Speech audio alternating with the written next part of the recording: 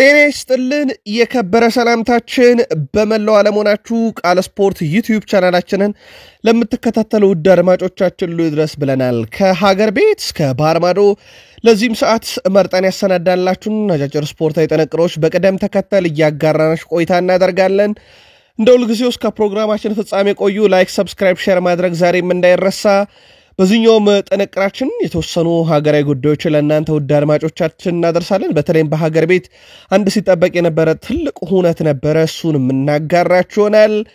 በባህር ማዶ ስፖርት የመረጃ ክፍለ ጊዜያችን ዛሬ የበርካቶችን ቀልብ የሳበውን ትልቁን ጨዋታ እናነሳለን። ዛሬ እንግዲህ ከሊጎች ጨዋታ መጠናቀቅ በኋላ በብሔራዊ ቡድን ደረጃ ትልቁን መርሃ ግብር እንመለከታለን። ሲያርሰበን ሮናልዶን በተመለከተም የጀርመን ብሔራዊ ቡድን አሰልጣኝ ዩሊያን ኔግልስማን ስጋታቸውን ያጋራሉ።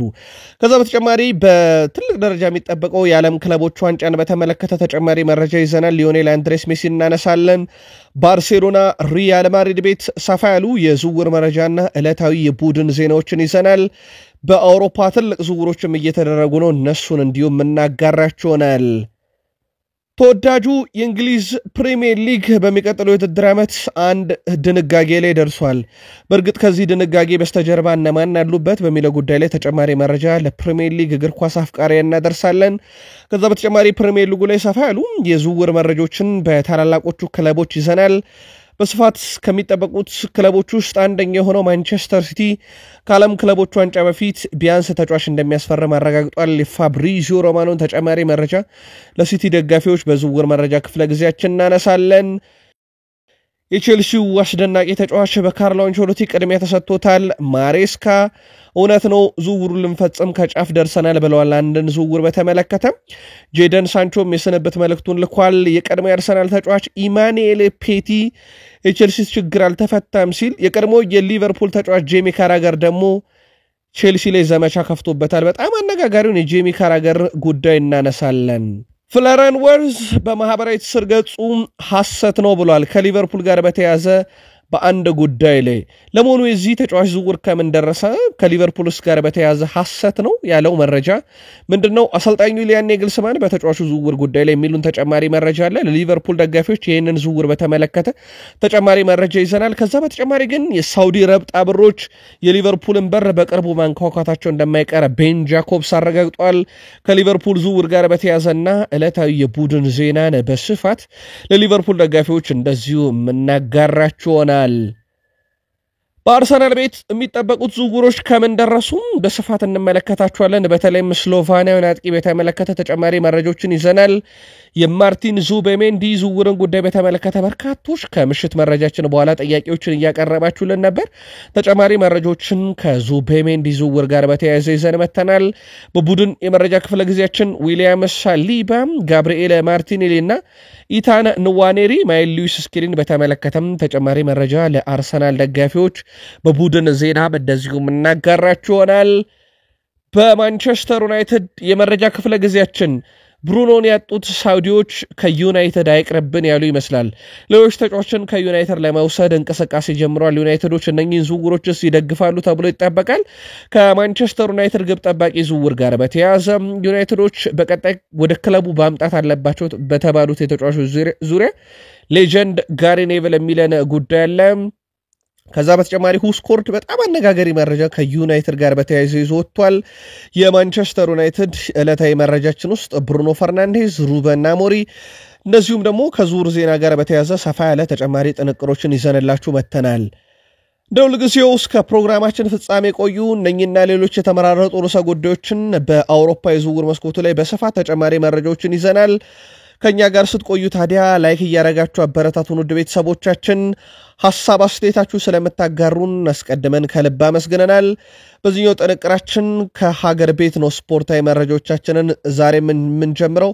በድጋሜ መልካም ቆይታ ተመኘን። በኢትዮጵያ ፕሪሚየር ሊግ የ33ኛ ሳምንት መርሃ ግብሮች ቀጥለው ሲካሄዱ ነበረ። በትልቁ ሲጠበቅ የነበረው ኢትዮጵያ መድን ሻምፒዮን ይሆናል አይሆንም የሚለው መርሃ ግብር ነበረ። ከቅዱስ ጊዮርጊስ ጋር ያደረጉት ጨዋታ ነበረ። ጨዋታውም በተመዘገበው የአቻ ውጤት ምክንያት ኢትዮጵያ መድን ወደ ቀጣይ ሳምንት እንግዲህ ሻምፒዮን ለመሆን ወደ የሚያረጋግጠው ጉዞ ተሸጋግሯል። ስለዚህ በዚህ ሳምንት ኢትዮጵያ መድን ሻምፒዮን አልሆነም። ጨዋታው 0-0 በሆነ አቻ ውጤት ነው የተጠናቀቀው። ሁለቱም ክለቦች አንዳንድ ነጥብ ተጋሩ። በዚህ መሰረት ኢትዮጵያ መድን ነጥቡን ከ63-64 አሳደገ። በአንደኝነቱ እንደቀጠለ ነው። ቅዱስ ጊዮርጊስ ነጥቡን ከ43 ወደ 44 አድርሶ አምስተኛ ደረጃ ላይ መጥቷል። በቀጣይ ሊጉ መርሃ ግብር በተለይ እሁድ አርባ ምንጭ ከተማ ከቅዱስ ጊዮርጊስ እንደዚሁም ቀጣይ ሳምንት ማክሰኞ ኢትዮጵያ መድን ከመቻል የሚገናኙ ይሆናል። ኢትዮጵያ መድን ያንን ጨዋታ አቻም ከወጣም የ2017 የኢትዮጵያ ፕሪሚየር ሊግ ሻምፒዮን መሆን ይችላል። አንድ ነጥብ ብቻ ነው የቀረው ኢትዮጵያ መድን ሻምፒዮን ለመሆን። ወይ ደግሞ ኢትዮጵያ ቡናም ቀጣይ ሽንፈት የሚያጋጥመው ከሆነ የኢትዮጵያ መድን አሸናፊነትን ሊያውጅ ይችላልና በዚህኛው ሳምንት ግን ኢትዮጵያ መድን ሻምፒዮን መሆን አልቻለም። በጨዋታው ላይ ግን አንድ ለየት ያለ ነገር ተመልክተናል። በኢትዮጵያ ፕሪሚየር ሊግ እግር ኳስ ታሪክ አዲስ ነገር ነው የተመለከትነው። በዚህ በቅዱስ ጊዮርጊስና በመድን ጨዋታ በቅዱስ ጊዮርጊስ በኩል ወደ ሜዳ ከገቡት ቋሚ 11 ተሰላፊዎች ውስጥ 10 ተጫዋቾቹ የአካዳሚ ልጆች ናቸው። ራሱ ቅዱስ ጊዮርጊስ ነው ያሳደጋቸው። 9 ሙሉ ለሙሉ በሚባል ደረጃ የሌላ ክለብ መለያ ለብሰው ማያውቁም በፍጹም። አንድ ፍጹም ጥላውን ብቻ እድገቱ በቅዱስ ጊዮርጊስ ቤት የሆነ ኢትዮጵያ ቡና፣ አዲስ አበባ ከተማና ባህር ዳር ከተማ ተዘዋውሮ ተጫውቷል። ግን ተመልሶ ለቅዱስ ጊዮርጊስ ተጫውቷል። እሱም የአካዳሚ ተጫዋች ነው። ግን 9 ሌላ ማሊያ ያለበሱም። አንደኛው ሌላ ማሊያ ቢለብስም በቅዱስ ጊዮርጊስ ያደገ ነው። 14 ቁጥሩ ጸጋ ከድር ብቻ ነው አምና ከሃላባ ያስፈረሙት ተጫዋች። እሱ ነው የቅዱስ ጊዮርጊስ ቤት ሳያድግ ለቅዱስ ጊዮርጊስ የተጫወተ ማለት ነው። ሁለቱ ቡድኖች 0-0 በወጡበት ጨዋታ በኢትዮጵያ ፕሪሚየር ሊግ እግር ኳስ ታሪክ አዲስ ክስተት ሆኖ ተመዝግቧል። አንድ ቡድን 9 ያሳደጋቸውን በቋሚነት 9 ያሳደጋቸውን አንድ አሳድጎ ከሌላ ክለብ ተዘዋውሮ የመጣ ተጫዋችን በድምሩ 10 ተጫዋቾችን ሲያሰልፍ። ሌላኛው መርሃ ግብር በኢትዮጵያ ፕሪሚየር ሊግ 33ኛ ሳምንት ወልዋላ ዲግራት ዩኒቨርሲቲ መውደቁን ካረጋገጠ በኋላ ድል ያደረገው ጨዋታ ነው። 3-1 አሸንፏል። ምሽት ስፖርት መረጃችን ላይ ያካተነው ነበር። ምናልባት ላልተከታተላችሁ የወልዋላ ዲግራት ዩኒቨርሲቲን የማሸነፊያ ግቦች ሱልጣን በርሄ፣ ናትናኤል ሰለሞንና ዳዊት ገብሩ ናቸው ያስቆጠሩት። ለድሬዳዋ ከተማ ዘርአይ ገብረስላሴ ነበረ ግቧን ያስቆጠረው። ግን ጨዋታው በወራጁ ወልዋሎ ዓዲግራት ዩኒቨርሲቲ አሸናፊነት ተጠናቀቀ። ወልዋሎ ዓዲግራት ዩኒቨርሲቲ በአጠቃላይ በዘንድሮ ኢትዮጵያ ፕሪሚየር ሊግ 31 ጨዋታዎችን አድርጎ ያሸነፈው የጨዋታ ብዛት 2 ብቻ ነው። ድሬዳዋ ከተማ ነጥቡ 39 ላይ ቆሟል። ወልዋሎ ዓዲግራት ዩኒቨርሲቲ መውረዱንም ቢያረጋግጥ 19 ነጥቦች ላይ ደርሷል። 18ኛ ሆኖ ነው የጨረሰው። ያው ከዚህ በኋላ የሚያሻሽለው ደረጃ ስለሌለ ማለት ነው። የፊታችን ሰኞ ወልዋሎ ዓዲግራት ዩኒቨርሲቲ ከሐዋሳ ከተማ፣ ሐሙስ ሲዳማ ቡና ከድሬዳዋ ከተማ በኢትዮጵያ ፕሪሚየር ሊግ 34ኛ ሳምንት መርሃ ግብራቸውን እንደዚሁ የሚያደርግ ይሆናል። የኢትዮጵያ ፕሪሚየር ሊግ ዛሬም ይቀጥላሉ። ውድ ቤተሰቦቻችን 3 መርሃ ግብሮች እንመለከታለን። በ33ኛ ሳምንት መርሃ ግብር ስሁል ሽረም ከሐዋሳ ከተማ፣ መቀለ ሰባ እንደርታ ከሲዳማ ቡና፣ ፋሲል ከነማ ከወላይታ ዲቻ ጋር ዛሬ በኢትዮጵያ ፕሪሚየር ሊግ ቀጥሎ የሚካሄዱ ጨዋታዎች ናቸው። እነዚህ የዛሬን ጨዋታዎች ጨምሮ 5 መርሃ ግብሮች ይቀራሉ። ሙሉ የኢትዮጵያ ፕሪሚየር ሊግ ጨዋታዎች ተደረገው ከተጠናቀቁ በኋላ የፕሪሚየር ሊጉን ደረጃ ሰንጠረዥ እንነግራችኋለን። ለአሁኑ ግን መድን 1 ነጥብ ብቻ እየቀረው በ64 ነጥብ ይመራል። ኢትዮጵያ ቡና በ55 ይከተላል። ባህር ዳር ከተማም እንዲሁ በ48 ነጥብ ሶስተኛ ነው። ቀሪ ጨዋታ ካለ የተወሰኑ የደረጃ ሰንጠረዥ ለውጥ ሊያጋጥም ይችላል። ወደ ባህር ማዶ ስፖርታዊ ጥንቅራችን እንሻገር። ዛሬ በመላው ዓለም በትልቁ የሚጠበቅ አንድ ግዙፍ ጨዋታ አለ። ጀርመን ከፖርቱጋል የሚያደርጉት የዩኤፋ ኔሽንስ ሊግ የግማሽ ፍጻሜ መርሃ ግብር ነው። ዛሬ የፍጻሜ ተፋላሚውን ለመለየት የሚደረግ ትልቁ ጨዋታ ነው። ምሽት 4 ሰዓት ይደረጋል ጨዋታው።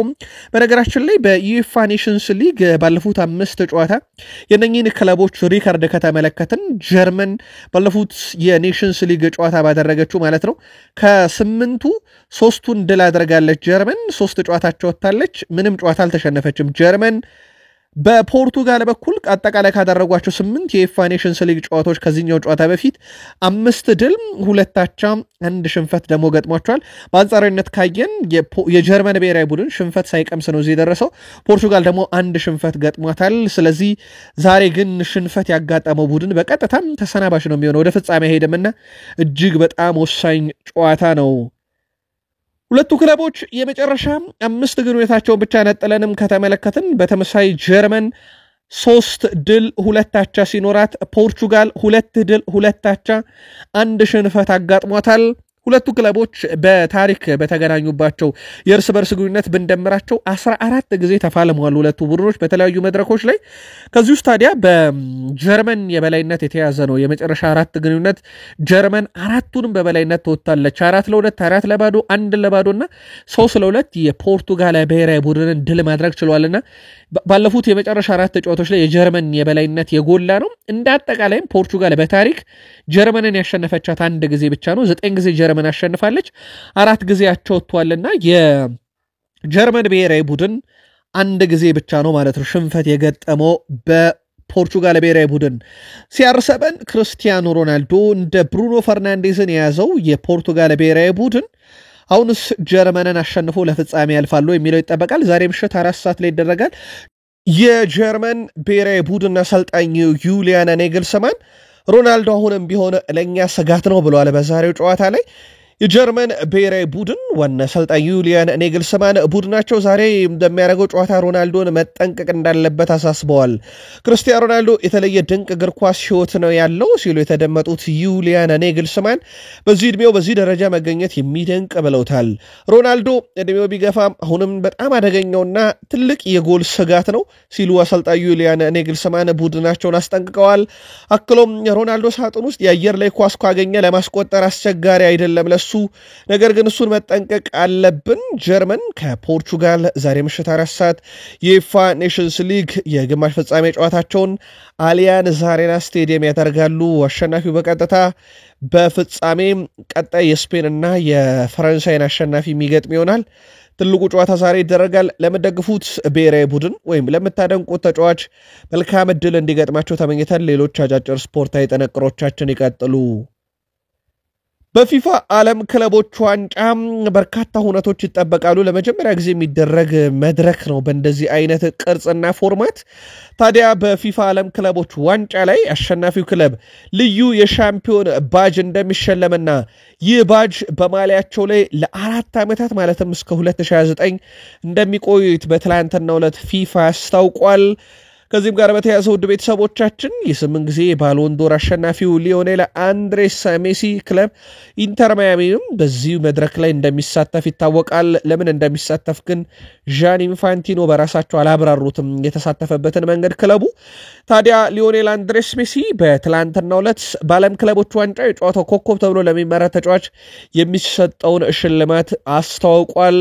ዋንጫውም በእግር ኳስ ታሪክ ከተመለከትናቸው ዋንጫዎች ለየት ያለ እንደነበረና ቀደም ባሉት ስፖርታዊ ጥንቅሮቻችን ይህንን ዋንጫም እንዳስመለከትናችሁ ይታወቃል። ባርሴሎና ቴር ስቴገን ምንም እንኳን የ3 ዓመት ኮንትራት በውሉ ላይ ቢኖርም ተጫዋቹ ግን ክለብ እንዲያፈላልግና ክለቡን እንዲለቅ ነግረውታል።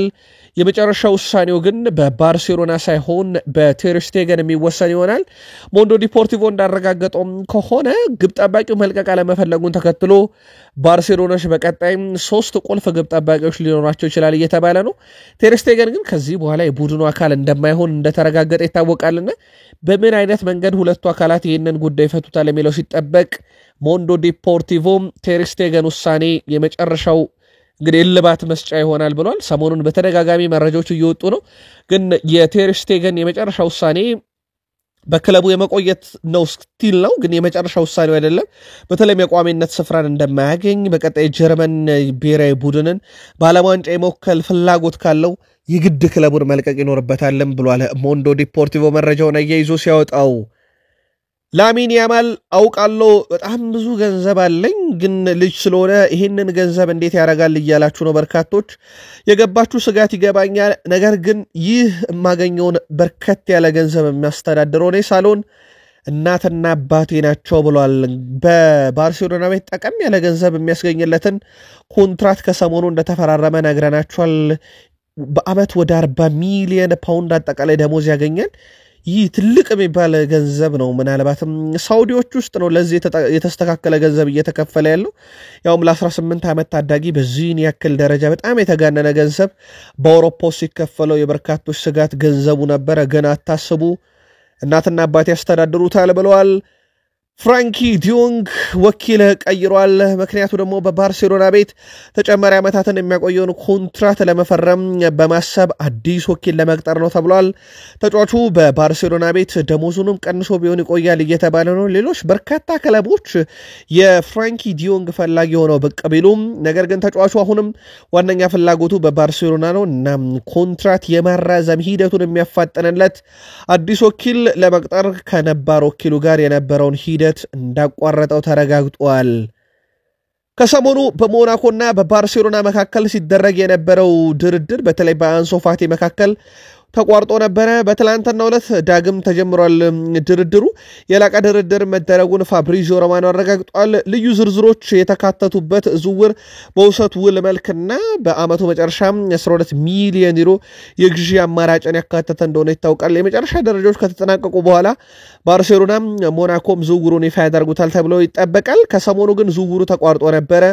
ዳግም በትላንትናው ዕለት ድርድሩ ተካሂዷል። የመጨረሻ ስራዎች እየተሰሩም ነው ብለዋል ፋብሪዚዮ ሮማኖ። ዳኒ ካርቫሃል ከሪያል ማድሪድ ከተለያየ በኋላ መዳረሻው ከአውሮፓ ውጪ ለማድረግ መወሰኑን አረጋግጧል። መዳረሻው የአሜሪካ ሜጀር ሊግ ሶከር እንደሆነ ነው ፍንጭ የሰጠው ዳኒ ካርቫሃል። እንደሚታወቀው በቦታው ላይ ወጣቱ የሊቨርፑል ተከላካይ የነበረው ትሬንት አሌክሳንደር-አርኖልድ ሪያል ማድሪድን በነፃ ዝውውር ነገር ግን ለዓለም ክለቦች ዋንጫ እንዲሳተፍ ሲባል በ10 ሚሊዮን ፓውንድ እንደተቀላቀለ ይታወቃል። ስለዚህ ዳኒ ካርቫሃል በቦታው ላይ አሁን አማራጭ ተጫዋች ነው የሚሆነው። ትሬንት አሌክሳንደር-አርኖልድ ስለሄደበት ከሪያል ማድሪድ ስወጣም ከአውሮፓ ውጭ ወዳለ ክለብ ያውም ወደ አሜሪካ ሜጀር ሊግ ሶከር ያመራለው ብለዋል። ሪያል ማድሪድ ፍራንኮ ማስታንቱኖ ወደ ፓሪስ ሰን ዠርሜን የሚያደርገው ዝውውር አለመጠናቀቁን ማረጋገጥ ፈልጓል ነው የተባለው። ፔሲጂ ተጫዋቹን ለማግኘት ቀዳሚውን ቦታ ይዟል። ቢሆንም ግን ሪያል ማድሪድ ተስፈኛውን ኮከብ ወደ ቡድኑ ማምጣት ይፈልጋል ተብሏል። ይህ አጥቂ ገና 17 ዓመቱ ነው። አርጀንቲናዊ ነው። ከላቲን የሚመጡ ተጫዋቾች ዘርፈ ብዙ ጥቅም ያላቸው ተጫዋቾች እንደሆኑ ይታወቃሉ ሜዳ ላይ ከሚሰጡት ግልጋሎት አንጻር። ታዲያ ሪያል ማድሪዶች ፍራንኮ ማስታንቱኖን ከፓሪስ ሰን ዠርሜን ለመንጠቅ ስራዎችን ሊሰሩ ይችላሉ ተብሏል። ይህ ተጫዋች አስቀድሞ በዩናይትድ ይፈለግ ነበር። በኋላም ላይ ፓሪስ ሰን ዠርሜኖች በብዙ ነገር አሳምኖታል ተጫዋቹን። አሁን ደግሞ ሪያል ማድሪድ ዝውውሩን ለመጥለፍ ስራዎችን መስራት ጀምረዋል። ኤስ ሚላኖች ለሉካ ሞድሪች የአንድ ዓመቱን የተጫዋቹ ብቃት እየታየ የሚጨመር አንድ ዓመት በተጨማሪነት በአመት ደግሞ 3.5 ሚሊዮን ዩሮ ደሞዝ አቅርበውለታል። ስለሆነም በአጠቃላይ 2 ዓመታትን የሚያቆይ ኮንትራት እንደማለት ነው። ተጫዋቹ ከዓለም ክለቦች ዋንጫ ፍጻሜ በኋላ በነፃ ወኪል ሪያል ማድሪድን እንደሚለቅ ይታወቃል። መዳረሻው ይጠበቃል። እስካሁን ይፋ ድርድር ያደረገው ኤስ ሚላን ነው። በትላንትናው ዕለት ደግሞ በአመት 3.5 ሚሊዮን ዩሮ የሚያስገኝለትን ደሞዝና የአንድ ዓመት ኮንትራት እንዲሁም የአንድ ዓመት የማራዘም አማራጭ አካተተው አቅርበዋል። በቀጣይ የሉካ ሞድሪች ውሳኔ ደግሞ እንደዚሁ የሚጠበቅ ይሆናል። ኢንተር ሚላኖች ሲሞን ኢንዛጊን አሳልፈው ለአል ሂላል ከሰጡ በኋላ አዲስ አሰልጣኝ እያፈላለጉ ይገኛሉ። ታዲያ ትላንትና አንድ አሰልጣኝ አነጋግረዋል። በእርግጥ ክለቡን ያነጋገሩት ኮሞን ፍቃደ ጠይቀዋል። ኢንተር ሚላኖች የቀድሞ አርሰናል፣ ባርሴሎና፣ ቼልሲውን አስደናቂውን ስፔናዊ አማካኝ አሁን በአሰልጣኝነት ስፍራ ላይ የሚገኘውን ሴስክ ፋብሬጋስን የመጀመሪያ እጯቸው አድርገው ነው መንቀሳቀስ የጀመሩት።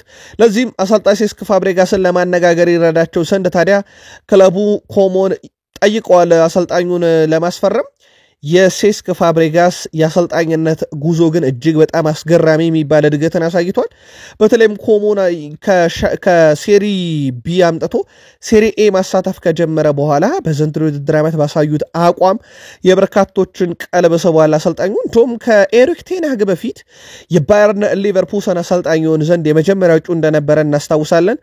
አሁን ደግሞ የጣሊያን ሴሪኤው ታሪካዊ ቡድን ኢንተር ሚላን ሴስክ ፋብሬጋስን አሰልጣኙ ማድረግ ፈልጎ እየተንቀሳቀሰ ይገኛል። በአውሮፓ ዙሪያ በተለይ በታላላቆቹ 5 ሊጎች ውስጥ 2024-25 የውድድር ዓመት እንደ ማይክል ኦሊሴ 2 ቁጥሮችን በጣምራ ይዞ ያጠናቀቀ የለም። 70 ቁልፍ ኳሶችን ያቀበለ 70 ስኬታማ ድሪብሎችን ያደረገ በጣምራ አንድም ተጫዋች አናገኝም። በመጀመሪያ ዓመቱ የጀርመን ቡንደስሊጋ ዋንጫን ማሳካቱ ይታወቃል። አስደናቂ ውድድር ዓመትን አሳልፏል። በእርግጥ እነኚህን ቁጥሮች በተናጠል ብንመለከታቸው በድሪብል ላሚን ያማልን ያክል የፈጸመ አናገኝም። ግን በጣምራ ሁለቱን ካየን 70 ሲደመር ቁልፍ ኳስ 70 ሲደመር ስኬታማ ድሪብልን ያደረገ ማይክል ኦሊሴ ነው። የኦሊቨር ግላስነር ቡድን ውስጥ ራሱን በደንብ ያሳየ በኋላ ወደ ሞኒክ አቅንቶ አሁን ደግሞ በቪንሴንት ኮምፓኒ ቡድን ውስጥ በጣም አስደናቂ ነው። ሌላኛው የቡድን አጋሩ ማይክል ኦሊሴ ከጀርመኑ ኃያል ክለብ ባየር ሙኒክ ጋር ከሰሞኑ ስሙ እየተያዘ እንደነበረ ይታወቃል። ፖል ላቤሌ ፖግባ በጥር ወር ክሱም ተነስቶለት ዩቬንቱስም ሙሉን አንስቶለት ነፃ ወኪል ከሆነ በኋላ መዳረሻው እየተፈለገ ይገኛል። በተለይም ማርሴይ ጋር ስሙ ከተያዘ በኋላ ዝውውሩ ግን ተቋረጠ። የአሜሪካ ሜጀር ሊግ ሶከር ክለቦች በተለይም ኢንተር ማያሚ በስፋት ስሙ ሲነሳ ነበረ። በትላንትናው ዕለት ደግሞ ከወደ ፈረንሳይ አካባቢ ፖል ላቤሌ ፖግባን በተመለከተ ስሙ በስፋት ከሞናኮ ጋር እየተያዘ ይገኛል። ሞናኮ ፖግባ የዶፒንግ እገዳውን ካጠናቀቀ በኋላ በነፃ ለማስፈረም እየተንቀሳቀሱ ካሉ ክለቦች ውስጥ ስሙ በስፋት ተነስቷል። የፖል ላቤሌ ፖግባ ወኪልም ክለብ እያፈላለገለት እንደሆነ ይታወቃል። ተጫዋቹ በቀጣይ ዋነኛ ዕቅዱ በ2026 በላቲን ሀገራት መካከል በሚደረገው በተለይም በአሜሪካና በላቲን ሀገራት መካከል በሚደረገው የዓለም ዋንጫ ላይም ሀገረ ፈረንሳይን መወከል ይፈልጋልና ለዛ የሚያበቃውን ክለብ ውስጥ መሳተፍ ይፈልጋል። ለዚህ ምርጫ አውሮፓ ነው። በቀጣይ መዳረሻው ይጠበቃል። አሁን ግን ስሙ ከፈረንሳዩ የቀድሞ ኃያል ክለብ ሞናኮ ጋር እየተያዘ ይገኛል። ቃል ስፖርት ዩቲዩብ ቻናላችን ላይ ትገኛላችሁ። ከሀገር ቤት እስከ ባህር ማዶ የተመራረጡ ርዕሰ ጉዳዮችን እያጋራናችሁ እንገኛለን። ከተወዳጁ የእንግሊዝ ፕሪሚየር ሊግ ብቻ ወዳገኘናቸው ዕለታዊ መረጃዎቻችን እንሻገር። በድጋሜ ቃል ስፖርት ዩቲዩብ ቻናላችንን ላይክ፣ ሰብስክራይብ፣ ሼር እያረጋችሁን እስከ ፕሮግራማችን ፍጻሜ ከኛ ጋር እንድትቆዩ በአክብሮት ጋበዝን። የፕሪሚየር ሊግ ክለቦች የ2025-26 የውድድር ዘመን ከሜዳ ውጭ ጨዋታ በሚያደርጉበት ጊዜ የሚያስከፍሉት የትኬት ዋጋ ከ30 ዩሮ በላይ መሆን እንደሌለበትና ከ30 ዩሮ በታች እንዲሆን በአንድ ድምፅ ተስማምተዋል። ይህ ውሳኔ የተወሰነው የእግር ኳስ ደጋፊዎች ማህበር በመጀመሪያው እንግዲህ የደጋፊነት መብታችን ይከበር በሚል ዘመቻ ባስኬዱት ሂደት ነው። ይህም እንደ ሊቨርፑል፣ ብሬንትፎርድ፣ ማንቸስተር ሲቲ ያሉ ክለቦች ለእንግዳ ቡድን ያስከፍሉ የነበረውን የስቴዲየም መግቢያ ትኬት ወደ ታች ዝቅ እንዲያደርጉ ያስገድዳቸዋል። ከ30 ዩሮ በላይ የሚያስከፍሉባቸው መቀመጫ ወንበሮች ነበሩ። እናም ሶስቱ ክለቦች በዋነኝነት ቀጣይ ውድድር ዓመት የስቴዲየም ለእንግዳ ቡድን መግቢያ ትኬት ዋጋን ያስተካክላሉ ማለት ነው። ስለሆነም በሚቀጥለው የውድድር ዓመት የፕሪሚየር ሊግ መግቢያ ትኬት ዋጋ ላይ ከሜዳ ውጭ ለሚመጡ ደጋፊዎች ከ30 ዩሮ በላይ እንዳይበልጥ ተደርጓል። አልሂላልን ጨምሮ በርከት ያሉ ክለቦች አይናቸውን ሰንሁንግሚን ላይ ጥለዋል። ከ10 ዓመታት ቆይታ በኋላ ከቶትናም ሆትስፐርስ ጋር ዋንጫ አሳክቷል። ሃሪኬን ክለቡን በለቀቀ 2 ዓመት ውስጥ ማለት ነው። ሰንሁንግሚን በታማኝነቱ ከቆየበት ክለብ ጋር ዋንጫውን ያውም ግዙፉን ዋንጫ ከዛም በሚቀጥለው የውድድር ዓመት የአውሮፓ ሻምፒዮንስ ሊግ ተሳታፊ ሆኗል። በሚቀጥለው የውድድር ዓመት ከክለቡ ጋር ይቀጥላል ተብሎ ይጠበቃል። ግን በርከት ያሉ ክለቦችም ይሄን ተጫዋች መውሰድ ይፈልጋሉ። እርግጥ አይደለም የቶትናም ቆይታው። የሳውዲ አረቢያ ክለቦች ደግሞ በቀጣይ ሲፈልጉት በዓለም ክለቦች ዋንጫ የሚሳተፈው ብሩኖ ፈርናንዴዝን ያጣው አልሂላል ደግሞ ዋነኛው የሰንሁንግሚን ፈላጊ ሆነው ብቅ ብለዋል። በቀጣይ የሚደረገው ድርድርና ጥረት ይጠበቃል። መረጃው የቴሌግራፍ ነው። ፒኤስጂ የበርንማውዙን ዩክሬናዊ መሃል ተከላካይ አሊያ ዛባራኒን ለማስፈረም ፍላጎት እንዳላቸው ተረጋግጧል። አሊያ ዛባራኒን ለማስፈረም ፓሪስ ሰን ጀርሜን እና በርንማውዝ መካከል ይፋዊ ድርድር መካሄዱም ተረጋግጧል። የፒኤስጂ ስፖርቲንግ ዳይሬክተር ሊዩስ ካምፓስ ተከላካዩ ለዓመታት ሲከታተሉት መቆየታቸው የተረጋገጠ ሲሆን አሁን እሱን ለማስፈረምም በንቃት ስራዎችን እየሰሩ ነው። በርንማውዝ አሊያንን ለመሸጥ ፈቃደኛ ካልሆነም ፒኤስጂ ለመሃል ተከላካይነት ሌሎች 2 አማራጮችን ይዘዋል ነው ያለው ፋብሪዚዮ ሮማኖ።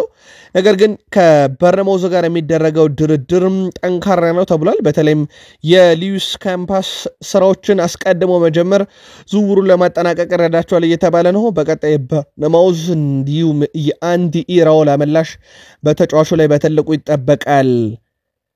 ማንቸስተር ሲቲ ከኤስ ሚላን ጋር ኔዘርላንዳዊን የመሃል ሜዳ ተጫዋች ታይጃኒ ራይንደርስን ዝውውር ለማጠናቀቅ አብዛኛው ነገር ከስምምነት መደረሱ ተረጋግጧል። ሁለቱ ክለቦች አሁን ስምምነቱን ለመፈጸምና የሬንጀርስን ከፊፋ ዓለም ክለቦች ዋንጫ በፊት ወደ ማንቸስተር ሲቲ ለማምጣት ሂደቱ በጥሩ ሁኔታ እየተጠናቀቀ መሆኑን ነው ፋብሪዚዮ ሮማኖ ያረጋገጠው። ሬንጀርስ ከማንቸስተር ሲቲ ጋር በግል ውል ላይ ሙሉ ለሙሉ አስቀድሞ ከስምምነት እንደደረሰ ይታወቃል። በቀጣይም እንግዲህ ክፍያ መዋቅሩ ብቻ ነው የቀረው። ይህንን ከጨረሱ የወረቀት ስራዎች ይጀምራሉ። ከዓለም ክለቦች ዋንጫ በፊት ማለትም በእኛ አቆጣጠር ከሰኔ 7 በፊት ዝውውሩ እንደሚጠናቀቅ 100% ተረጋግጧል። ስለዚህ የማንቸስተር ሲቲ የክረምት የመጀመሪያ ፈራሚ የኤስ ሚላኑ የአማካይ ስፍራ ተጫዋች ታይጃኒ ራይንደርስ እንደሚሆን ተረጋግጧል። የቼልሲ ንብረት ነው ዊሊያን ኢስታቪው እጅግ በጣም አስደናቂ ነው። በዚህ ማንም ጥያቄ አያነሳበትም።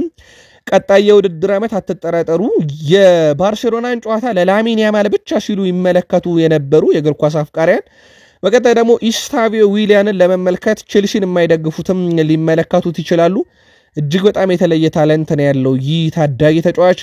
ታዲያ ትላንትና የብራዚል ብሔራዊ ቡድን ልምምድ ሲያደርጉ የቋሚ 11 ተጫዋቾች ተለይተው ልምምድ ባደረጉት ስፍራ ላይ ካርሎ አንቸሎቲ እንዲገኝ ያደርገውታልና በብራዚል ብሔራዊ ቡድን በቀጣይ ጨዋታ ኢስታቪዮ ዊሊያንን እንደምንመለከተው ምንም ጥርጥር የለውም። ተጫዋቹ ካሁኑ የበርካቶችን ቀልብ ሲስብ ላሚን ያማል የአውሮፓ እግር ኳስ እኔና እሱን ለመመልከት በርካቶቹ ይጓጓሉ ቀጣይ ዓመት ማለቱ ይታወቃል። ማሬስካ አረጋግጧል የኤስ ሚላኑን ግብ ጠባቂ ሚኛንን ለማስፈረም ስራዎችን እየሰሩ እንደሆነ። ይህ ፈረንሳይ ግብ ጠባቂ ትላንትና በሰበረኛ መረጃውን አድርሰናችሁ ነበር የቼልሲ ኢላማ መሆኑን። ስራዎች መጀመራቸውን ደግሞ አሰልጣኙ አረጋግጠዋል። ሮበርት ሳንቼዝ በዚህ ሲዝን በፕሪሚየር ሊግ በሱ ስህተት ብቻ ቼልሲ 5 ግቦችን እንዳስተናገደ ይታወቃል። ማይክ ማኛን በአጠቃላይ 4 የውድድር ዘመናትን በኤስ ሚላን ሲያሳልፍ 4 ግቦች ናቸው በሱ ስህተት የተቆጠሩት። ያ ማለት በአመት አንድ ስህተት ብቻ ነው የሚሰራው ማለት ነው። ያው እግር ኳስ ተጫዋች ሆኖ ስህተት የማይሰራ የለም፣ ሁሉም ሰው ናቸው። የስህተቱ ብዛት ግን የአንድን ተጫዋች ኳሊቲ መለኪያ ነው። እናም ሮበርት ሳንቼዝ በዚህ ዓመት ብቻ ቼልሲ ላይ የተቆጠሩ 5 ግቦች በሱ ስህተት ናቸው። ይህን ግብ ጠባቂም በቦታው ላይ ለማምጣት ጥረት ማድረጋቸውን አሰልጣኝ ማሬስካ አረጋግጧል። በቀጣይ ቀናት ከዓለም ክለቦች ዋንጫ በፊት ግብ ጠባቂውን የግላቸው ለማድረግ ቼልሲዎች ስራዎችም እንደሚሰሩ ነው አሰልጣኙ በዚያ ያረጋገጡት። ጄደን ሳንቾ ከቼልሲ ጋር በደሞዝ ጉዳይ ከተጣሉ በኋላ ፊርማውን እንደማይፈርም ካረጋገጠም በኋላ ወደ እናት ክለቡ ማንቸስተር ዩናይትድ እንደሚመለስ ተረጋግጧል። እኛም መረጃውን አድርሰናችኋል። ታዲያ በትላንትናው ዕለት የስንብት መልእክት አስተላልፈዋል በማህበራዊ ትስስር ገጹ ላይ። በዚህ ክለብ ውስጥ ስላገኘሁት ልምድ ላመሰግን ወዳለው በቼልሲ ያሉ ሰዎች ሁሉ ቤቴ እንዳለው እንዲሰማኝ ስላደረጉኝ ለቡድን አጋሮቼ ለሰራተኞችና ለደጋፊዎቹም ትልቅ ፍቅር አለኝ ብለዋል። ለክለቡ ወደፊት መልካሙን ሁሉ እመኛለሁ፣ በእውነት ከልቤ ቼልሲዎችን ማመስገንሻለሁ ብሏል ጄደን ሳንቾ። ከዚህ ጋር በተያያዘ ውድ ቤተሰቦቻችን በማንቸስተር ዩናይትድ የመረጃ ክፍለ ጊዜያችን ተጨማሪ መረጃ ስለ ጄደን ሳንቾ የምናደርሳችሁ ይሆናል። ኢማኑኤል ፔቲ የቀድሞ የአርሰናል ተጫዋች ሊያም ዴላፕ መፍትሄ ይሆናል ብዬ አላምንም ብሏል። ብዙ ሰዎች በቼልሲ 9 ቁጥር ላይ እያተኮሩ ነው፣ ለኔ ግን ትልቁ ችግር 9 ቁጥር ሳይሆን የክንፍ ተጫዋች ነው ብሏል። ቼልሲ የሚጫወትበት መንገድ እነዚያ ክንፎች ሁል ጊዜ በኳስ አደጋ የሚጥሉበትና ተከላካዮችን ጫና ውስጥ የሚጥሉበት ካልሆነ በቡድን ውስጥ ለውጥ አይኖርም ብሏል። ሁሌም ትኩረት የማደርገው በአጥቂው ላይ ነው፣ ነገር ግን አጥቂው በክንፍ አጥቂዎች ላይም ይወሰናል። ስለዚህ ሊያም ዴላፕ የመጨረሻው መፍትሄ ነው ብዬ አላምንም። ስለዚህ እሱን የሚያግዙ የክንፍ አጥቂዎች ያስፈልጉታል።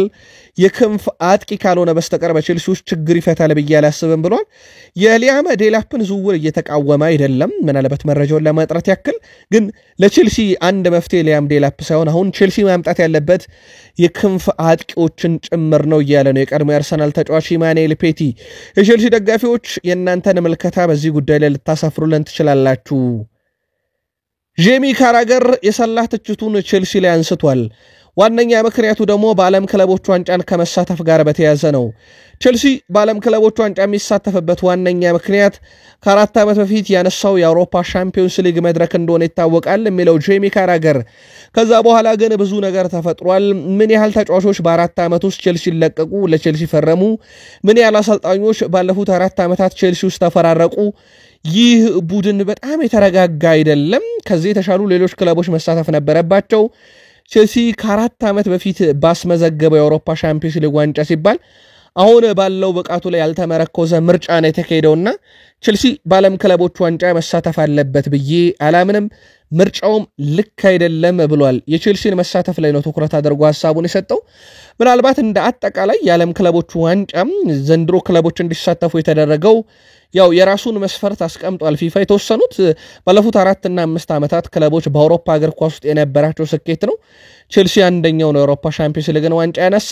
ሌሎችም ያካተቷቸው መስፈርቶች አሉ በየአህጉራትና አህጉራት፣ ግን የአንዳንዶቹ ትንሽ አጠራጣሪ ነው። ለማንኛውም ቼልሲ የተመረጠበት መድረክ ግን የአውሮፓ ሻምፒዮንስ ሊግ ከ4 ዓመት በፊት ነው። ጄሚ ካራገር ግን በትልቁ ተቃውሞታል።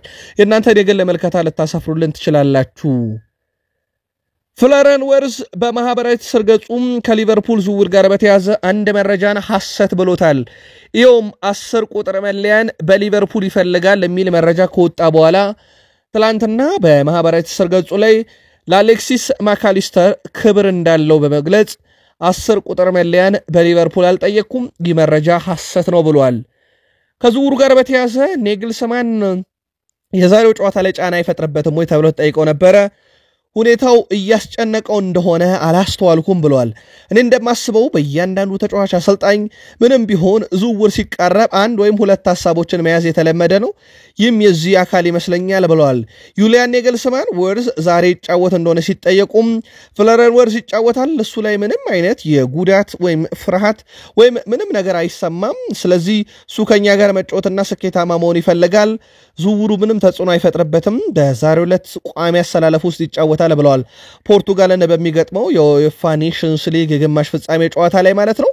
ናም ዝውውሩ ምንም ጫና እንደማይፈጥርበት አረጋግጧል። አስቀድሞ እሳቸው ከጋዜጠኞች ለቀረበላቸው ጥያቄ ሊቨርፑልን መምረጡ ለሱ ከጠቀመው መልካም ነው ብዬ አስባለሁ ማለታቸው ይታወቃል። ፍሎሪያን ቨርትዝ በሊቨርፑል የሚያገኘው ሳምንታዊ ደሞዝ በባየር ሙኒክ ሊያገኘው ከነበረው ያነሰ መሆኑ ይታወቃል። ሊቨርፑል በእንግሊዝ ታሪክ እጅግ ውድ የሆነውን ዝውውር ይፈጽማል ተብሎ ነው የሚጠበቀው። ከዩኤፋ ኔሽንስ ሊግ በኋላ በዚህ ዝውውር ላይ አንድ ነገር እንሰማለን ተብሎ ይጠበቃል። ሊቨርፑል በፕሪሚየር ሊጉ ታሪክ ግን ውዱ ዝውውር እንደሚሆን ምንም ጥርጥር የለው። ሊቨርፑል የመጨረሻ የዝውውር ሂሳብ አቅርበው የነበረው 130 ሚሊዮን ዩሮ እንደሆነ ይታወቃል። እንደ ፋብሪዞ ሮማኖ ዘገባ ከሆነ 130 ሚሊዮን ዩሮ ላይ ሲደመር ጥቅማ ጥቅሞች ቀጣዩ ውይይት እየተደረገባቸው ያሉ ጉዳዮች ናቸው ብለዋል። በዚህ መሰረት 130 ሚሊዮን ዩሮ በሊቨርፑል እና በእንግሊዝ እግር ኳስ ታሪክ ውዱ ዝውውር ይሆናል። ከሊቨርፑል በዚህ ዓመት መጨረሻ ይለቃል ተብሎ ይታሰባል። በሊቨርፑል ቤት በርካታ ዓመታትን አሳልፎ አንድም ግብ አስቆጥሮ የማያውቀው ጆ ጎሜዝ ተከላካዩ በዚህ ክረምት ሊቨርፑልን ሲለቅ አስቶን ቪላ፣ በርነማውዝ፣ በርንሌ፣ ሊድስ፣ ኒካስል ዩናይትድ፣ ሰንደርላንድ፣ ዌስትሃም ዩናይትድ በዋነኝነት ይህንን ተከላካይ ከሊቨርፑል ማስፈረም ሲፈልጉ ሊቨርፑሎች ተጫዋቹን ለመልቀቅ ክፍት ናቸው። 25 ሚሊዮን ዩሮ ለዚህ ተከላካይ ያቀረበ ማንኛውም ክለብ ደግሞ ተጫዋቹን መውሰድ ይችላል ተብሏል። ሌላኛው የተጫዋቹ ፍላጎትም እንደተጠበቀ ሆኖ ማለት ነው። በዚህ ክረምት ግን ጆ ጎሜዝ ከሻምፒዮኖቹ ሊቨርፑል ይለቃል። መዳረሻው በቀጣይ የሚታወቅ ይሆናል። ለሳውዲ አረቢያ ቅርብ የሆኑ ምንጮችን ዋቢ ያደረገው ቤን ጃኮብስ እንደዘገበው ከሆነ አልናስር ዋነኛው የሉዊስ ዲያዝ ፈላጊ ነው። ታዲያ በቀጣይ ቀናት ለሊቨርፑል ይፋዊ ጥያቄ ለማቅረብ ሲዘጋጁ እስከ 85 ሚሊዮን ዩሮ የሚደርስ ጥያቄ ለሊቨርፑል ያቀርባሉ ተብሎ ይታሰባል። ይህ ደግሞ እጅግ በጣም የተጋነነና ትልቅ የሚባል ዝውውር ነው። ሊቨርፑሎች አይናቸውን ያሻሉ ተብሎ አይጠበቅም።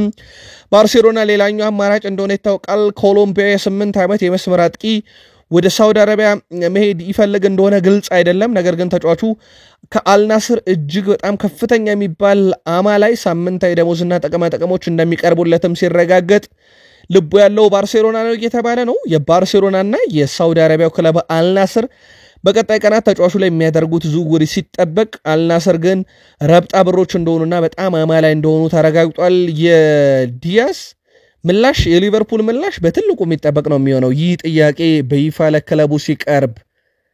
ታይለር ሞርተን በዚህ ክረምት ሊቨርፑልን እንደሚለቅ ተረጋግጧል።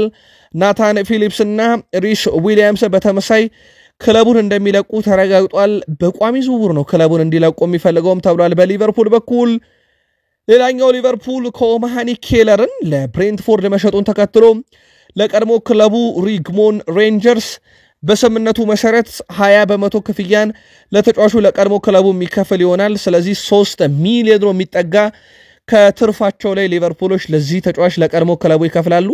በውል ውስጥ ስለተካተተ ማለት ነው። እንደሚታወቀው አጠቃላይ የዝውውር ሂሳቡ ወደ 18 ሚሊዮን ዩሮ በሚደርስ የዝውውር ሂሳብ ከሊቨርፑል ብሬንትፎርድን እንደተቀላቀለ በትናንትናው ዕለት ይታወቃል። አርሰናል በአሁኑ ሰዓት ስሎቬኒያውን አጥቂ ቤንጃሚን ሼሽኮን ዝውውር ዙሪያም ከክለቡና ከተጫዋቹ ጋር ተጨባጭ ንግግሮችን ወይም ድርድሮችን ያደረገ ብቸኛው ክለብ መሆኑን ዘጋቢው ፍሎረን ፒልተንበርግ አረጋግጧል። ማንቸስተር ዩናይትድ በተጫዋቹ ላይ ፍላጎት አለው የሚሉ የሐሰት መረጃዎች በስፋት ሲናፈሱ ነበር። ይህንንም ጉዳይ በወቅቱ እኛም ማጥራተንላችኋል ሐሰት መሆኑን። ብቸኛው ክለብ ስሎቬኒያን አጥቂ ለማስፈረም እየተንቀሳቀሰ ያለው አርሰናል መሆኑ ተረጋግጧል። በእርግጥ እስከዚህ ሰዓት ድረስ ዝውውሩ እልባት አላገኘም። ቤንጃሚን ሼሽኮ ወደ እንግሊዝ መጥቶ ለመጫወት ችግር የለበትም። በጥቅማ ጥቅም ዙሪያ ገና ድርድሩ አልተጀመረም። ይህም በአርሰናል በኩል ችግር ይሆናል ተብሎ አይታሰብም። ዋነኛ ምርጫቸው የሚሆነው ከቤንጃሚን ሼሽኮ ሳምንታዊ ደሞዝ ጋር በተያያዘ ችግር እንደማይፈጠር ካረጋገጡ በኋላ ነው። አሁን ላይ ግን ትልቁ ችግር የሆነው ከአርቢ ሌፕዚግ ለተጫዋቹ አጠቃላይ የተጠየቀው የዝውውር ሂሳብ እንደሆነ ይታወቃል። ብቸኛው ክለብ ግን አርሰናል መሆኑን ፍሎረን ፒልተንበርግ አረጋግጧል። ከማርቲን ዙቤሜንዲ ጋር በተያያዘ መረጃዎችን ትላንት ምሽት አድርሰናችሁ ነበረ። ምናልባት ተጨማሪ መረጃ የምሽት መረጃችን ላይ ለማካተት ያክል ስፔን አማካይ ማርቲን ዙቤሜንዲ ወደፊት ቆይታውን በተመለከተ ተጫዋቹ ባስተያየቱ ረጅም የዝውውር ጊዜ እናሳልፋለን፣ ነገር ግን እንዴት እንደሚያበቃ አላውቅም ነው ያለው። ዣቪ አሎንሶ ሪያል ማድሪድን እንዲቀላቀል ከጠየቀው ውሳኔው ምን እንደሆነ የተጠየቀው ተጫዋቹ አሎንሶ አርአያዬ ነው፣ በሪያል ሶሴዳድ አብረን ሰርተናል፣ በሱ መሰልጠን ክብር ነው ብሎ ብቻ ምላሹን ዘግቶታል። በአርሰናል ቤት የሕክምና ምርመራ አላደረኩም ብሏል። ነገር ግን ሌሎች የዜና ምንጮችንም ለመመልከት ሞክረን ነበር። የሰሜን ለንደኑ ክለብ አርሰናል ማርቲን ዙቤሜንዲን ከሪያል ሶሴዳድ ለማስፈረም ከስምምነት መድረሳቸው አስቀድሞ የታወቀ ነው። ተጫዋቹ ወደ አርሰናል የሚያደርገው ዝውውር ለማጠናቀቅ የሕክምና ምርመራውን ለማድረግ ቀጠሮም ተይዟል የሚሉ መረጃዎችን በተቃራኒ እየወጡ ነው። ይሁን እንጂ ሪያል ሶሴዳድ ከሂሳብ አያያዝ ጋር በተያያዘ ምክንያት ዝውውሩ እስከ ሐምሌ ወር ድረስ እንዳይጸድቅ እንደሚፈልጉ አሳውቀዋል። የዝውውር ሂደቱ በቅርቡ የተከታተሉት ታማኝ የዜና ምንጮችም አርሰናል ስምምነቱን በስኬት አጠናቋል፣ ማረጋገጫ ብቻ ነው የሚቀረው የሚሉ ዘገባዎችን አውጥተዋል። ትላንትና ደግሞ ተጫዋቹ ረጅም የዝውውር ጊዜ እናሳልፋለን ብለዋል። መዳረሻው ግን አርሰናል እንደሆነው ነው በርካታ ክለቦች በርካታ መረጃዎች እያረጋገጡ የሚገኙት። ዊሊያም ሳሊባ ካለፉት ዓመታቶች ብዙ ነገር ተምረናል፣ ቀጣይ ሲዝን ላይ ለመፎካከርና ደረጃ ይዞ ለመጨረስ ሳይሆን የፕሪሚየር ሊግ ዋንጫን ለማንሳት ብቻ ነው የምንጫወተው ብሏል። አርሰናል ለ3 ተከታታይ ዓመታት የእንግሊዝ ፕሪሚየር ሊግ ሁለተኛ ሆኖ ጨርሷል። በታሪክ እንደዚህ አይነት ነገር አጋጥሞት አራተኛው ላይ ዋንጫ ያነሳ የፕሪሚየር ሊግ ክለብ አርሰናል ብቻ ነው። ምናልባት እንደ ከዚህ ቀደሙ 3 ተከታታይ ዓመት ሁለተኛ የወጣው አርሰናል በአራተኛው ዓመት ዋንጫ ስላነሳ ቀጣይ ዓመት ይቀነዋል የሚለው የሚጠበቅ ሲሆን ሳሊባ ከዚህ በኋላ ደረጃ ሰንጠረዡ ላይ የሆነ ቦታ ለመገኘት ሳይሆን ዋንጫውን ለማንሳት እንጫወታለን ብለዋል። እነሱ 3 ዓመታት ሁለተኛ ሲወጡ በተቃራኒው ሲቲና ሊቨርፑል ዋንጫውን ነጥቀዋቸዋልና ያንን ለመቅረፍ እንጫወታለን ብለዋል። ጋብሪኤል ማርቲኔሊም 25-26 የውድድር ዓመት ማለትም ቀጣዩ ዓመት ነገሮችን ለማሳካት ጠንክሬ መስራት እፈልጋለሁ። በአርሰናል ውስጥ የተሻለውን የራሴን አሪፉን ማንነቴን ለማግኘት የተቻለኝን ሁሉ ሞክራለሁ። በጎሎች በአሲስቶች እና ቡድኑን በሚጠቅሙ እንቅስቃሴዎች ላይ መሳተፍ እፈልጋለሁ። ስለ ዋንጫ እያሰብኩ ነው ብለዋል። ኢታን ንዋኔሪ እና ማይል ሉዊስ ስኬልም ስለ መጪው ውድድር ዘመን ምኞታቸውን ገልጿል። አሁን ዋንጫ ማሸነፍ ተከታታይ ዋንጫዎችንም ለማምጣት መፋለም ያለብን ጊዜ ነው። ሁሉንም የምንወዳደረባቸውን ዋንጫዎች በስኬት ለማጠናቀቅ ስራዎችን እየሰራን ነው ብለዋል ወጣቶቹ ኢታን ንዋኔሪ እና ማይል ሉዊስ ስኬሊ። የአርሰናል ደጋፊዎችም ቀጣይ የሚሹት ቡድናቸው ሁለተኛ አሊያም የአውሮፓ ሻምፒዮንስ ሊግ ትኬትን ቆርጦ ስለማጠናቀቅ አይደለም። ህልማቸው ሁሉ ፕሪሚየር ሊግ ካልተሳካ ሻምፒዮንስ ሊግን ማምጣት እንደሆነ ይታወቃል። አሞሪም እንዳልሄድ ጠይቆኝ ነበር ብሏል ብሩኖ ፈርናንዴዝ። የማንቸስተር ዩናይትድ አምበል ብሩኖ ፈርናንዴዝ የአልሂላልን ዝውውር ጥያቄ ውድቅ ማድረጉን ትላንት ነግረናችኋል። አልሂላል የመሄድ እድል ቀርቦልኝ ነበር፣ የክለቡ ፕሬዝዳንትም በቀጥታ በስልክ ደውለው ጠይቀውኝ ነበረ ሲል ብሩኖ ፈርናንዴዝ ስለ ዝውውር ሁኔታው ተናግሯል። ከሩበን አሞሪም ጋር አውርተንበት አትሂድ ብሎ ጠይቆኛል ያለው ፈርናንዴዝ ማንቸስተር ዩናይትድም ሊሸጠኝ አልፈለገም ነበር፣ ሁሉም ግን የኔን ውሳኔ ነበር የተጠባበቀው ብሏል። ማንቸስተር ዩናይትድ የቀረበለት ገንዘብ 100 ሚሊዮን ዩሮ አላስፈለገውም ነበር ያለው ብሩኖ ፈርናንዴዝ፣ ነገር ግን እኔ ክለቡን መልቀቅ ከፈለኩና ወደዛ መሄድ ከሆነ እንደማይከለክሉኝ ነግረው ነበር ብሏል። ግን ዩናይትድ ከ100 ሚሊዮን ዩሮ በላይ እኔን እንደሚፈልገኝ እንዲሁም አሰልጣኝ ሩበን አሞሪም ክለቡን እንዳለቅ ጠይቆኝ ነበረ፣ እናም ውሳኔ በክለቡ መቀጠል ሆኗል ብለዋል። የማንቸስተር ዩናይትዱ ካፒቴን ብሩኖ ፈርናንዴዝ ስለ ክለቡ ያለፈው 2024-25 የውድድር ዘመንም ጥያቄ ቀርቦለት ነበረ። ትላንትና በነበረው ጋዜጣዊ መግለጫ ላይ ፈርናንዴዝ እንዳለው የኛ የውድድር ዘመን ማለትም በማንቸስተር ዩናይትድ በጣም ከባድ ነበር፣ ግቦችን ማስቆጠር ላይ በተለይም ችግር ነበረብን፣ ይህ በዋናው ቡድኑን የጎዳው ነገር ነው ብሏል። አሁን ከብሔራዊ ቡድን ጋር ነኝ፣ ከብሔራዊ ቡድን ጋር ጥሩ ጊዜ ማሳለፍ ፈልጋለሁ፣ ሁልጊዜም ከፖርቹጋል ብሔራዊ ቡድን ጋር ስገኝ ደስተኛ ነኝ፣ ዋነኛ ትኩረቴ ዛሬ ቡድኔ ጀርመንን አሸንፎ ለፍጻሜ እንዲያልፍ ማድረግ ነው ሲል ተደምጧል ብሩኖ ፈርናንዴዝ። የስፖርቲንግ ሊዝበን ደጋፊዎች ጨምሮ ሁሉም የሚያስታውሱት አንድ ነገር አለ ይላል እውቁ የፖርቱጋል ጋዜጠኛ አንድሪያድ። በተለይም ብሩኖ ፈርናንዴዝ በአስቸጋሪ ጊዜያት ክለብን ያለ መልቀቅ ታማኝነት አለው ብሏል። ይህንንም ከዚህ በፊት በስፖርቲንግ ሊዝበን አስመልክቷል ነው ያለው። ሌሎች ተጫዋቾች ለቆ መሄድ ሲችል እርሱ ግን በስፖርቲንግ ሊዝበንም ቆይቶ የክለቡን ችግር ተጋፍጧል ብሏል። ስፖርቲንግና ማንቸስተር ዩናይትድ በአስቸጋሪ ጊዜ ለቆ ሊሄድ የሚችልበት አጋጣሚ እያለ አለማድረጉ የሱን ማንነት በትልቁ ይገልጿል ብሏል ፖርቹጋላዊ ዕውቅ ጋዜጠኛ። ብሩኖ ፈርናንዴዝ ዩናይትድን አለመልቀቁ ሊደነቅ ይገባል። ዩናይትድ ግን በዚህ ሰዓት በርካቶች ሊለቁት የሚችሉት አይነት ክለብ ነው ከብሩኖ ስኬት አንጻር፣ በተለይም ክለቡ ካለው ወቅታዊ ችግር አንጻር። ግን ብሩኖ በማንቸስተር ዩናይትድ መቆየቱ ለክለቡ ያለውን ታማኝነት ያሳያል ብለዋል። ራሽፈርድ ቅድሚያ የሚሰጠው ባርሴሎናን መቀላቀል ነው ተብሏል። ከሰሞኑ ስሙ በስፋት ከኢንተር ሚላን ጋር መያያዝ ጀምሯል። ኢንተር ሚላን የተጫዋቹ ፈላጊ ሆነው በቅ ብለዋል። የሳውዲ ክለቦች ጥያቄ እንዳለ ሆኖ ማለት ነው። ማርከስ ራሽፎርድ አሁንም ብቸኛ ምርጫው ባርሴሎናን መቀላቀል ነው። ሃንሲ ፍሊክም የተጫዋቹ ፈላጊ መሆናቸውን አረጋግጠዋል። ለዚህም ሲል ደሞዙን ለመቀነስ በግሉ ተስማምቷል። ራሽፈርድ እስከ መጨረሻው ቀን ድረስ ባርሳን ይጠብቃል ነው የተባለው። ዩናይትድ 40 ሚሊዮን ፓውንድ ይፈልጋል። ስለዚህ 40 ሚሊዮን ፓውንድ መክፈል የሚችለው ማን ነው የሚለው በራሱ ወሳኝነት አለው። ራሽፈርድ ግን ባርሴሎናዎች ዩናይትድ ያቀረበውን ገንዘብ ከከፈሉ እሱ ደግሞ በማካካሻነት ደሞዝ ለመቀነስ ተስማምቷል። በዚህ ክረምት አንደኛው የሚጠበቀው የማርከስ ራሽፈርድ መዳረሻም እንደሆነ ይታወቃል። ሳውዲ አረቢያዎች በዋነኝነት ፕሮጀክታቸው ውስጥ በአልሂላል በኩል ሊያካትቱ የነበረው ብሩኖ ፈርናንዴዝ ነው። የሱ ሲቀርባቸው ከዩናይትድ ግን ሰው እንዲቀርባቸው አልፈለጉም። አልናስሮች አሁን ደግሞ ቡድኑን ለማጠናከር በሮናልዶ ትዕዛዝ መሰረት በተለይም ፊርማውን እንዲያኖርላቸው እንቅስቃሴዎችን እያደረጉ እንደሆነ ይታወቃል። ከማንቸስተር ዩናይትድ የመሃል ሜዳ ስፍራ ተጫዋቹን ካርሎስ ካዜሜሮን የግላቸው ለማድረግ ፍላጎት አላቸው የሚሉ መረጃዎች እየወጡ ይገኛሉ። ተጫዋቹም በማንቸስተር ዩናይትድ በዚህ ዓመት ባሳየው ብቃት ካርሎ አንቾሎቲ ለብራዚል ብሔራዊ ቡድን ጥሪ እንዳደረጉለት ይታወቃል። አሁን ከብራዚል ብሔራዊ ቡድን ጋር ነው ያለው ተጫዋቹ።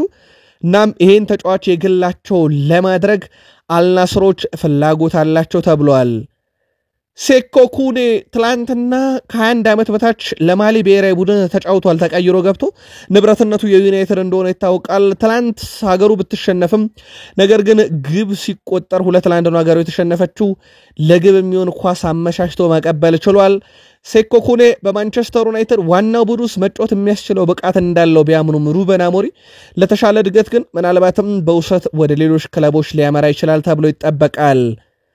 ሜሰን ማውንት በኤሮፕ ሊግ የግማሽ ፍጻሜ መርሃ ግብር ከአትሌቲኮ ቢልባኦ ጋር ማንቸስተር ዩናይትድ ሲጫወት 2 ግቦችን አስቆጥሮ ነበር። ከመሃል ሜዳ ጠጋ ብሎ ያስቆጠራት ወይም ከረጅም ርቀት ያስቆጠራት ግብ የማንቸስተር ዩናይትድ የግንቦት ወር ምርጥ ግብ ተብላ ተመርጣለታለች። ትላንትና ብሩኖ ፈርናንዴዝ ለ4 ተከታታይ ወር የማንቸስተር ዩናይትድ የወሩ ምርጥ ተጫዋች ተብሎ መመረጡን በምሽት መረጃችን በስፋት ነግረናችሁ ነበር። በዚህ ሰዓት በዩናይትድ ቤት ያለው ነባራዊ ሁኔታ ተጫዋቾችን ማስፈረም ሂደት የሚቀጥል ቢሆንም ግብ ጠባቂ ማምጣት ላይ ግን ስራዎች እየተሰሩ አይደለም ብሏል ሚረር ስፖርት። በዋነኝነት በማንቸስተር ዩናይትድ ከለቀቀም በግብ ጠባቂነት ሳልታይ ባይንደር ይጠበቃል። ነገር ግን ማንቸስተር ዩናይትዶች ቁጥር 1 ግብ ጠባቂው አንድሬ ኦናናን የሚለቁት በጌቤሌሱን የሚተካ ቋሚ ግብ ጠባቂ ማግኘት የሚችሉ ከሆነና በሂሳብ ጉዳይ ላይ ክለቡን በፋይናንስ ችግር ውስጥ የማይከተ ከሆነ ብቻ ነው ተብሏል። እናም በማንቸስተር ዩናይትድ አንድሬ ኦናና አሁን ላይ መቀጠል እድሉ እየሰፋ መጥቷል። በተለይ ማንቸስተር ዩናይትድ ፊት መስመሩ ላይ ትኩረት አድርጎ እየሰራ ነው። ኩንሃም እንደዚሁም ደግሞ ብሪያን ምቤሞ ሌሎች የሚጠበቁ ተጫዋቾች አሉ በፊት መስመር ላይ ቪክተር ጊዮኬሬስ ካሊያም ኦስማኔ እነኛ ላይ ትኩረት ማድረጋቸውን ተከትሎ ለግብ ጠባቂ ወጪ ከማውጣት ይልቅ ኦናናን ማቆየት ከሸጡት ደግሞ በትልቅ ገንዘብ ወደ አረብ ሸኝተውት እሱን ወደ ሳውዲ አረቢያ ሸኝተውት ሌሎች ግብ ጠባቂዎች ላይ ማምጣት ትኩረት ያደርጋሉ። ግን አንድሬ ኦናና ይልቅ አልታይ ባይንደር ክለቡን የመልቀቅ ዕድሉ ሰፊ ነው ተብሏል። ጋሪ ኔቨል ዩናይትዶች በቀጥታ ለክለቡ የሚመጥኑ ተጫዋቾች ያስፈልጋቸዋል። ባለፉት 10 ዓመታት ዩናይትድ ለአዲስ ተጫዋቾች መላመድ አስቸጋሪ ቦታ ሆኖ ነበር ይላል። ማቲያስ ኩናና ብሪያን ምቤሞ የፕሪሚየር ሊግ ልምድ አላቸው፣ ተጨማሪ ልምድም አግኝተዋል ብለዋል። የእንግሊዝ እግር ኳስ ለእነሱ አዲስ ነገር አይደለም እና እነሱ በእውነቱ ትክክለኛ ለማንቸስተር ዩናይትድ አስፈላጊ ተጫዋቾች ናቸው ይላል። በማንቸስተር ዩናይትድ የሚያስፈልጋቸውም አማካዮችን ሳሰብ ከአንድ የፍጹም ቅጣት ምት ክልል ወደ ሌላኛው በፍጥነት መንቀሳቀስ የሚችል መሆን አለበት ብለዋል። ብዙ መሮጥ መቻል ያለባቸው እናም ከኳስ ጋር ምቾት የሚሰማቸው ኳስን ይዘው ረጅም ርቀት የሚሸፍኑ ተጫዋቾች ለዩናይትድ መፈረም አለባቸው ብለዋል። ምቤሞና ኩንሃ ደግሞ ሁለቱም እንደዛ አይነት ተጫዋቾች ናቸው። በዛ ላይ ደግሞ የፕሪሚየር ሊግ ልምድ አላቸው። ስለዚህ ማንቸስተር ዩናይትድ እስከዛሬ ባለፉት 10 ዓመታት ከፈጸማቸው ዝውውሮች እነኚህ ጥሩ የሚያደርጋቸው በፕሪሚየር ሊግ ልምድ ያላቸው መሆን ነው። ዩናይትድ ለመላመድ አስቸጋሪ ቦታ ሆኖ ለአዲስ ተጫዋቾች ስለተመለከተን ብሏል ጋሪ ኔቨል። በእርግጥ ሁለቱም ዝውውሮች ለዩናይትድ በብዙ ጠቃሚ ናቸው። በቁጥሮችም ነግረናቸዋል። ብሪያን ምቤሞ 20 እንዲሁም ማቲያስ ኩና 15 የፕሪሚየር ሊግ ግቦችን ዘንድሮ እንዳስቆጠሩም ይታወቃል። በተጠናቀቀው የውድድር ዓመት 2024-25 ሲዝን ማለት ነው በአውሮፓ አጠቃላይ 5 ሊጎች ወደ ፍጹም ቅጣት ምት ኳሶችን ክሮስ አድርገው አንዱም ኳስ ያልተሳካላቸው ውስጥ ጄደን ሳንቾ ቀዳሚ ነው። 25 ክሮሶችን አድርጓል። አንድም ኢላማውን የጠበቀ አይደለም። ይሄ በአውሮፓ 5 ታላላቅ ሊጎች ቀዳሚ ያደርጓል። በእርግጥ ይህን መረጃ አድርሰናችኋል ለማስታወስ ያክል ነው። ታኪዩ ሚናሚኖ፣ ኢቫን ማኮን፣ ጆይልስ ኢኮሚ እንዲሁም ፓኦ ካባንሲ የተባሉ ሌሎች ተጫዋቾች ናቸው። ስማቸውን እንኳን በቅጡ ሰምተን የማናውቃቸው ተጫዋቾች ናቸው ከጄደን ሳንቾ ተርታ የምናገኛቸው። እንደዛም ቢሆን ግን የጄደን ሳንቾን ያክል ስኬታማ ያልሆኑ ክሮሶችን ወደ ፍጹም ቅጣት ምት ሳጥን ውስጥ ያሻገረ የለም። ይህ ተጫዋች ነው በቼልሲ 300,000 ዩሮ ካልተከፈለኝ አልፈርምም ብሎ የለቀቀው። የቡድኑ ቁልፍ ተጫዋች ደሞዝ እናንሳ። ማርክ ኩኮሬላ 110,000 ዩሮ በሳምንት፣ ሞይሰስ ካይሴዶ 150,000 ዩሮ በሳምንት፣ ኤንዞ ፈርናንዴዝ 180,000 ዩሮ በሳምንት፣ የቡድኑ ሌላኛው ቁልፍ ተጫዋች ኮል ፓልመር 130,000 ዩሮ በሳምንት። ጄደን ሳንቾ 300,000 ዩሮ አልተከፈለኝም ብሎ ነው ቼልሲን ለቆ ወደ እናት ክለቡ ዩናይትድ የተመለሰው። ዩናይትድ ደግሞ ገዢ እያፈላለገለት ነው። በቀጣይ የሱን 300,000 ዩሮ ደሞዝ ይችላል ተብሎ የሚታሰበው ሳውዲ አረቢያዎች ናቸው። እነሱ ሲያቀርቡለታል የሚለው የሚጠበቅ ሲሆን ዩናይትድ ግን በቡድኑ እንደማያካትተው ተረጋግጧል። ዛሬ በአውሮፓ መድረክ ሊጎች ከተጠናቀቁ በኋላ በሀገራት ደረጃ ትልቅ ጨዋታ ጀርመን ከፖርቹጋል አሊያንዝ አሬና በግማሽ ፍጻሜ የዩኤፋ ኔሽንስ ሊግ ጨዋታቸውን ያደርጋሉ። ያሸነፈ ቡድን በቀጣይ ከፈረንሳይና ከስፔን ብሔራዊ ቡድን አሸናፊ ጋር በፍጻሜ የሚፋለሙ ይሆናል። የዘንድሮ የዩኤፋ ኔሽንስ አሸናፊስ ማን ይሆናል በቀጣይ ይጠበቃል። ዛሬ በሚደረገው ጨዋታ ላይ ግን መግቢያችን ላይ እንዳልናችሁ ለምትደግፉት ብሔራዊ ቡድን አሊያም ለምታደንቁትና ለምትወዱት ተጫዋቻችሁ መልካም ዕድል ብለናል። ቃል ስፖርት ዩቲዩብ ቻናል የሆኑ ጥንቅራችን እዚህ ጋር በቃ። በቀጣይ እስክንገናኝ ሰናይ ጊዜ